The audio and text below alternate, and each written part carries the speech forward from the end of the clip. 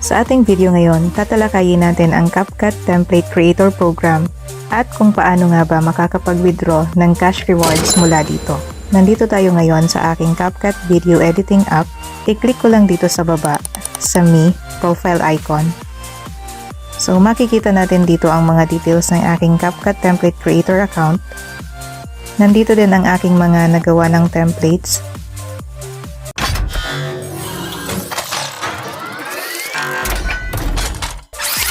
Balik tayo dito sa taas at i-click ko lang itong Creator Center.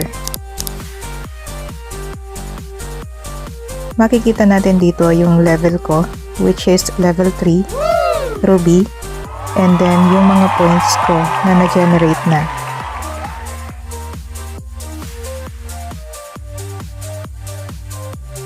Makikita din natin dito ang aking mga creation rewards.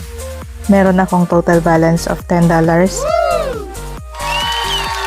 Kung titingnan pa natin ang details, meron ditong tatlong categories: template rewards, pro template rewards, at activity rewards.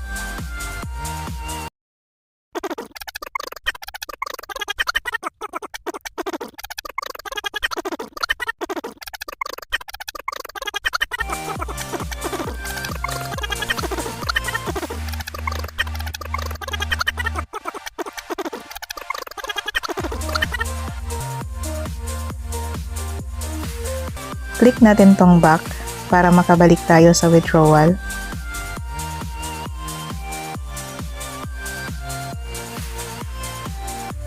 Makikita natin dito sa history na wala pa akong nawi-withdraw. I-click ko ulit itong back and then click ko itong withdraw. At may lumabas dito na terms and conditions. Babasahin pa ba natin to? Wala namang ibang options dito kung hindi. Okay.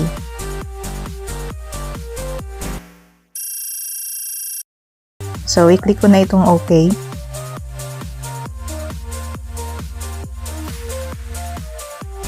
Dito, para ma-withdraw nga natin itong pera, kailangan ay meron na tayong PayMaya account na nakalink.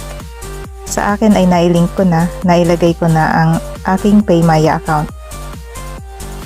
Kaya ilalagay ko na dito ang amount for withdrawal, which is $10.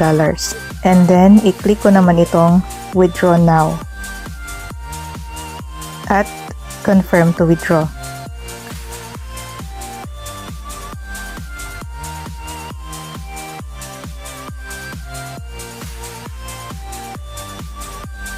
Dito sa dashboard ko, makikita natin na ito ay 0 na. Nag-send na rin ng notification or message na na-receive ko na nga yung $10. So, para sure, check natin sa aking Maya account.